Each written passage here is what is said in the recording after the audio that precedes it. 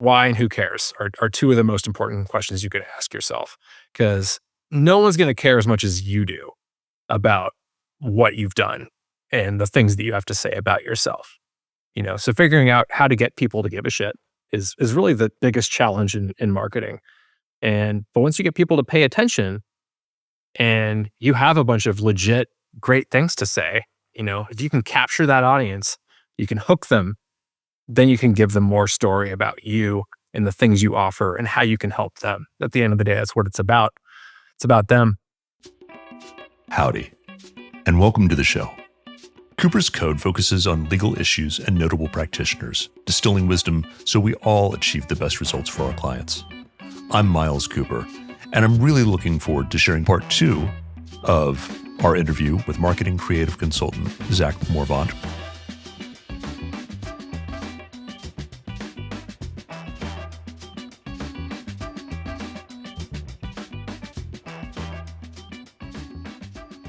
Oftentimes a firm will end up, or an individual lawyer, if they're a solo, will end up with what I would describe as sort of a specialty. They may not have started out handling a lot of bite cases. They may have been, like my background was as a catastrophic injury, wrongful death lawyer growing up at the Veen firm. And the Veen firm ended up handling a lot of construction site incidents because they developed a knowledge base there. They got known for doing that, but they also did a lot of other things. I don't do only bite cases. I do other things as well.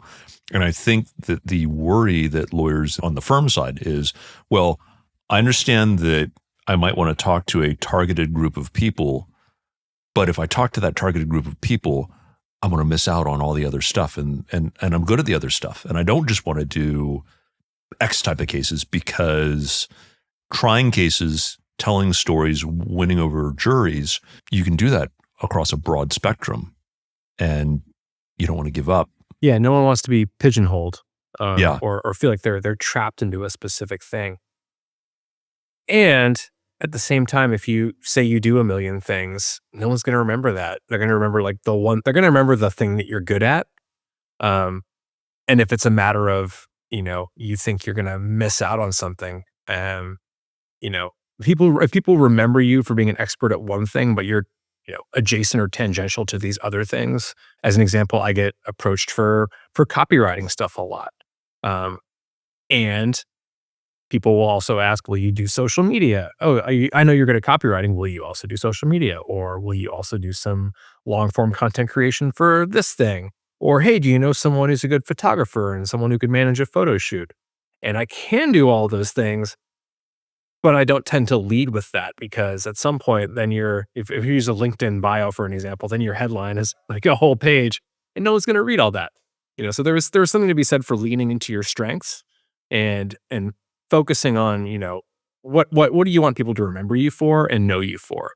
I think your bicycle example is a great one. Because when people think about, oh, well, Miles does bicycle stuff, they may also realize, oh, well, if he does that, then he probably does other personal injury. And I'm sure you've gotten referrals through that mechanism. I have. And I want to think about, the solo or small firm lawyer who's kind of going through this exercise the first time, listening to this and saying, oh, the takeaways that I could do right now to just kind of put myself in the right position to either help myself down this path or work with somebody like you as I go forward down this path. And what I'm hearing is really figuring out, what are your passions? What are your specialties? Who are your clients? Really, who are your clients? Not by name, but who really you connect with. And then be laser focused on messaging that before you expand to be the generalist with 1,000 billboards all over the Bay Area. Yeah, that's a good way to kind of summarize it. When you're doing these sorts of exercises, you want to be idealistic. You want to have kind of big, hairy, audacious goals. You want to have laser focus on what your ideal person to work with is. You want to be crystal clear on what your specialty is, and finding that through a combination of what you're good at, what you like getting paid for, and what you think people need. And finding what the Venn diagram of all that is, um, and using that to kind of to hone in on your messaging from there. It's tough when you're a solo or you're starting out and you want more business, period. You often don't care. Like you're just like, I don't care, I just want more business. Totally understand. It's hard to say no to a project when you're trying to get or a client when you're trying to get up and running. And you can still take those projects and still do that work while focusing on the messaging and the brand identity that you want to show most of the world. Just because you're taking these other kind of jobs, other kinds of clients, even if they're not your specialty, maybe down the road you find out that's a thing you want to spin off and do a separate thing with. But starting with what you know, what you're good at, who your ideal client is a great way to sort of start to build the foundations of the brand identity you want to have, of the types of messaging you want to do, of figuring out what tactics and strategies you want to use to reach these people.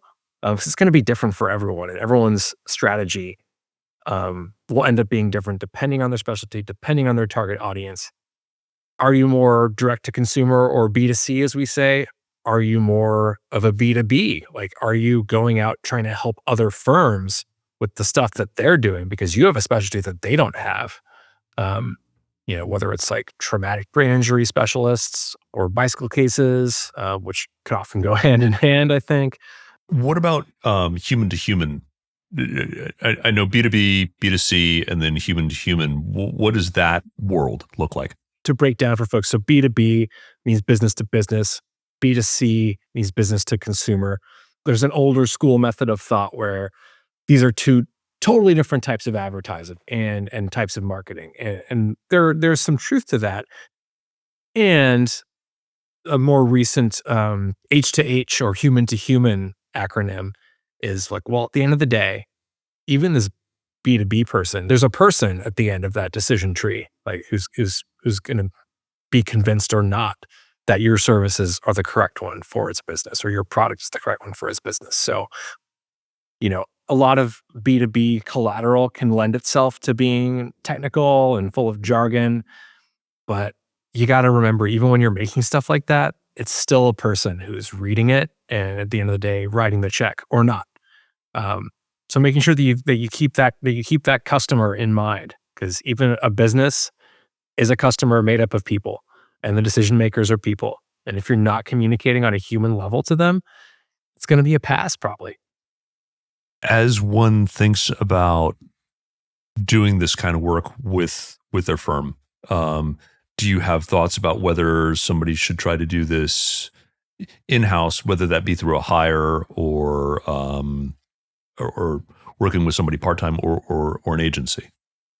I think you have a lot of different, you can go all those different ways. You can go a mix of them. So you can, depending on your resourcing, you can try to build your own team in-house, hiring out based upon your goals, but you need to designate a lead of some kind who ideally has marketing experience or some kind of marketing background. And if they want to continue to build out the rest of the team internally with full-time hires, if that's the thing you can resource, great. But for a lot of folks, that might not be the best fit. That might seem like a bit onerous to get that size of a team up and running. So there are different ways you can go. There's a lot of folks who are doing fractional sorts of things right now. I know you have a lot of experience with that. So being able to get sort of a fractional marketing leader in who can at least give you a sense of where to go and what to do and what kind of groundwork and to lay and what kind of team you want to get in place. And then there's a lot of decision making you have to go through with regards to your strategy. Once you've started to like kind of have an idea of what your strategy is, figuring out how to resource it is sort of the next step. Do you need a full-on agency who's going to take care of everything and be full service? Do you have multiple vendors who are handling different aspects? So if we harken back to our earlier discussion about, the different kinds of agencies, like a branding agency, versus like a digital or more traditional advertising agency versus someone who's more focused on SEO, and or website maintenance. Maybe it looks like just contracting various vendors and like building a mix of different kind of fractional folks.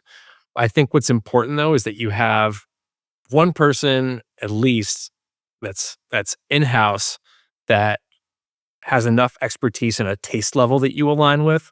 And I'll unpack taste level in a little bit. But one that can like basically look out for you. Because when you're juggling a whole bunch of different vendors, you want to have at least one person who has like a vision for your marketing strategy and is going to own it and can say, well, okay, I'm going to build a team, but I'm going to be the one who's making sure that they're all rowing the boats in the right direction and that everything's consistent. Everything is the standard of quality that we want. And everything's getting done on time. There's accountability. So I think it's important to have someone on your leadership team who is that person who can manage all these folks and own the vision, and the strategy, and the plan for marketing. If you're enjoying what we're doing here with Cooper's Code, please extend our reach by giving us a 5-star review on Apple Podcasts and consider sharing an episode with a friend. Additionally, we want to know who you want to hear on the show. Have an interview suggestion? Email us at podcast@coopers.law. You mentioned taste. I sometimes will use an analogy when somebody is interviewing me and other firms that, when you narrow it down to, a select group of people, you've already picked top talent. It's just a question of different flavors of ice cream. Do you like vanilla? Do you like chocolate? Do you like strawberry? And whatever you're picking, you're going to be with for a long time. So choose wisely. When you talk about taste, is it that kind of piece? Like, I want somebody who, obviously Mike the Hammer found somebody to work with that fit a certain type of marketing that appealed to him. I presume not all agencies are going to go Mike the Hammer route as or creatives are going to go that route if you're working with them. Is that what you mean by taste? Sort of, yeah. I think that's kind of style. But also when I say taste, I mean quality and standards. I think there is a lot out there it's very much you get what you pay for. So finding out what your taste level is and what you aspire for it to be. I'll be honest, like we look at a lot of lawyer advertising, and a lot of it's garbage. I mean, a lot of advertising is garbage, period. But there's a lot of lawyer advertising out there that needs a lot of help. A lot of it's forgettable, and you just, a couple firms stand out because A, they're spending a lot of money to blanket the area in advertisements. B, they have something memorable going on with their identity or their messaging. But a lot of stuff just looks like it got stamped out by some like AI mill or someone's intern did it and it doesn't look that good. There's hierarchy issues. There are like basic graphic design standards and communication standards that are not being met. Well, I was going to ask or push back in terms of some of the things that I've heard, which is it doesn't really matter that it's crap. It matters that people hear it. And so as long as people see, my face in my 5 slots during Jeopardy, they're going to remember, to call Miles when you need style. I'm terrible at riffing on it. Call Miles when you have some trials. There you go. And so I think a lot of the lawyer advertising has been bad because bad still gets the phone ringing. And that's the pushback. Yeah. And I think, there's something to be said for repetition and for a big media spend. If you can afford to keep running your spot on primetime TV or on a cable show or I watch a lot of Jeopardy, so I see a couple firms, one in particular on Jeopardy a lot in the local market. And they use decent ads. But we talked earlier about the attention economy and how there are so many things out there competing for your attention, that the repetition sort of style of advertising only goes so far these days. It doesn't work quite like it used to in advertising's earlier days. And that's what I was thinking of when I was talking about billboards. When I drive, and LA really is the area that I've noticed it. It seems like about 80% of the advertising in the greater LA basin is now lawyer advertising. And it seems to a certain extent that you're starting to trying to shout in a hurricane. Unless you're the one that has 70% of the billboards, it's a bunch of chaff. Hard to pick out what's what. Well, and it's pretty much all personal injury. And it makes sense to do that in LA because everyone's getting in car crashes. I Yeah. mean, it's a media buy that totally makes sense for if you're pursuing be where your audience is, right? So if your audience is people getting in car crashes, billboards on the side of the highway is where you want to be. Now, if your target audience is somewhere else, um, if it's, I'm sure Veeam was probably advertising your construction sites, or they had someone at construction sites if that was a lot of the work they were doing. And that's interesting because, a lot of the firms up until more recently did much more referral based marketing, which is we're very, very good at what we do. We know the unions. And because we know the unions and we've been helping the unions, when somebody gets hurt, it's within the union. They say, "Oh, you gotta call Veen or Viadro or Arns, one of the construction lawyers." And you didn't those types of firms typically didn't have the direct to consumer push in the same way that more sophisticated firms are now doing. Yeah, that makes a lot of sense. That speaks to like kind of a bit more of like a long-term sort of business development approach. It seems like there was like a lot of relationship building, relationship marketing that went on in those types of things, those types of arrangements and markets. So again, yeah, it's really different depending on what your strategy is, what your specialty is, and who your audience is. I think your car crashes are typically pretty like average out to being pretty well paying cases from what I understand. So it makes sense for especially in LA where everyone's driving to drop a lot of money blanketing those billboards all along, the 101 and the 405 and whatever for a small firm that's maybe not specializing in auto accidents, but other types of injury, then, figuring out like what exactly those are and getting real specific on how we want to talk to those people and the victims of those particular incidents. And is that an area where as we started kind of breaking down some of the definitions of areas, you talked about a firm saying, well, we are a digital marketing, we do digital spends. I know that with Facebook, Google, other entities, one can get very granular with where one's ads show up in terms of the demographics. And is that an example of where somebody might be able to wisely spend money to get the right kind of eyeballs on what they're doing? Yeah, I think the wonderful thing about a lot of those digital tools is that it's very possible to like find a very specific customer and control for a lot of parameters based on mostly demographic stuff. But also like a lot of them offer interests because people will build out their social profiles or through their browsing history. Google can tell like what people are interested in and kind of build these audience profiles for you. So you can more wisely spend your dollars. So it's a good way to kind of get a taste of like also what's going to work and what's going to not, at least in the digital format. So definitely it's less intimidating than trying to go out and like buy some billboard space or a bus wrap for a certain period of time. And it's more measurable too. Yeah, I guess there is that. On the digital side, you do get measurables in terms of clicks and calls.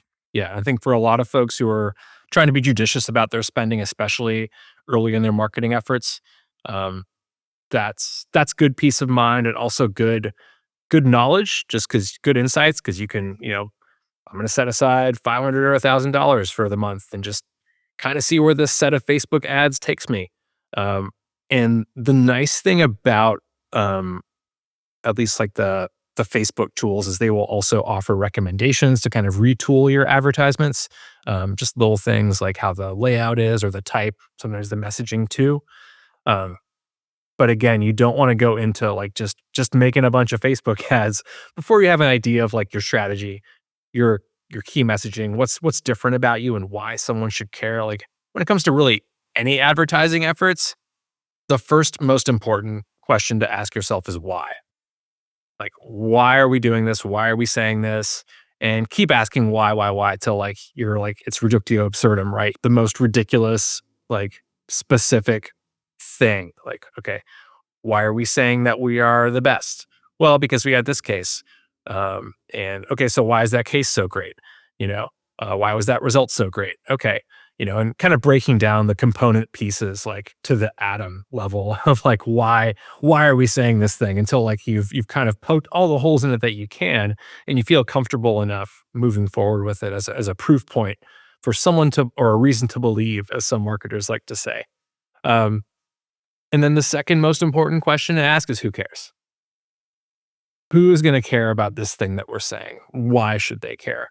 Um, why and who cares are two of the most important questions you could ask yourself, because no one's going to care as much as you do about what you've done and the things that you have to say about yourself. So figuring out how to get people to give a shit is really the biggest challenge in marketing.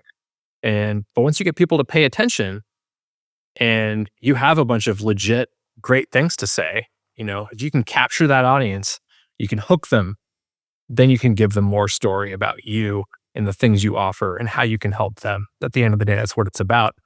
It's about them.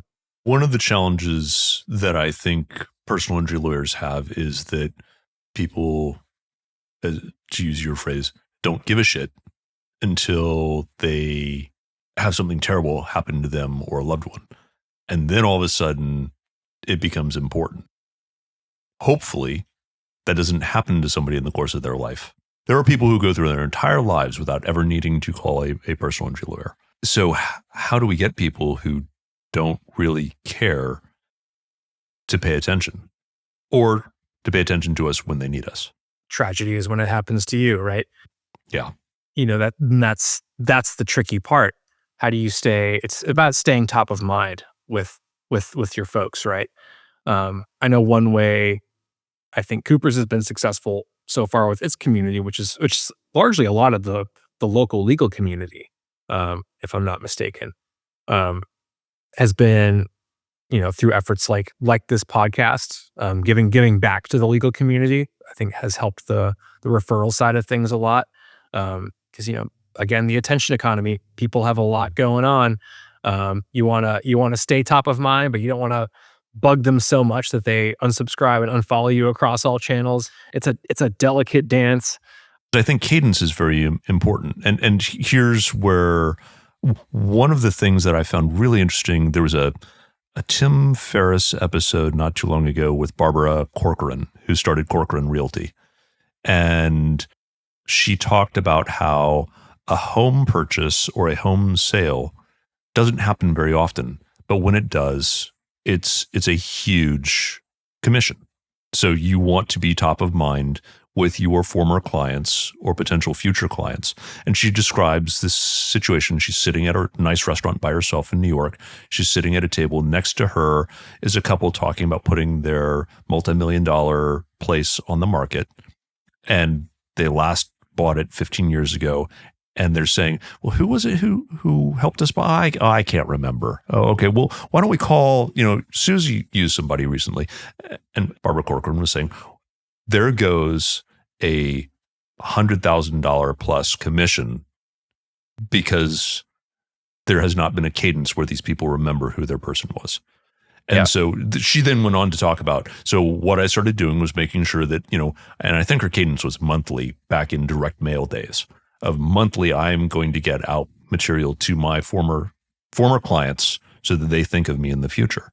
Mm-hmm. And so that really got me thinking about the cadence side of things. Yeah. And I know it's not your primary focus, but I know that you've worked with us and spoken to others in terms of cadence, of getting in front of people to try and find that fine line of being there but not being obnoxious. Yeah. So that last bit you said is the important bit, right? Because you can talk to people all day if you're entertaining, memorable, valuable. If people are getting something out of an interaction with you that's not just a sales message, people have more time for you. People have more time and more attention and are more willing to put up with you in their inbox if you've got something good to say. So that's kind of my job. Is I make sure that something that we say is good. This is where my training comes in. This is where, what I mentioned taste level earlier. Like I have a knack for being able to make stuff that it's not a direct sales message necessarily. It can be. We could do that. That's not a problem. And we don't sell personal injury, right? We are selling Coopers. We are selling Cooper's knowledge, their brand, their experience, what it's like to work with them, what they do, how they help the community. This is the story we tell. These are the things we talk about that, get people to open that newsletter and read about us and spend time with us. For other folks, it's a question of figuring out what they're passionate about, what they're good at, and how we tell those stories. Cadence is important, and it's not as much of an issue when you're delivering quality content to people. And what quality content is varies depending upon your audience. But when it's good, and they'll have more time for you and they're more likely to remember you. And when they need you or someone they know needs you, they're more likely to, know who to call or who to email.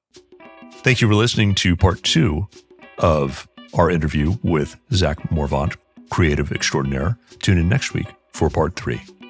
Please email us at podcast@coopers.law with questions, comments, feedback, and suggestions for who you feel we should have on the show. Like what you heard?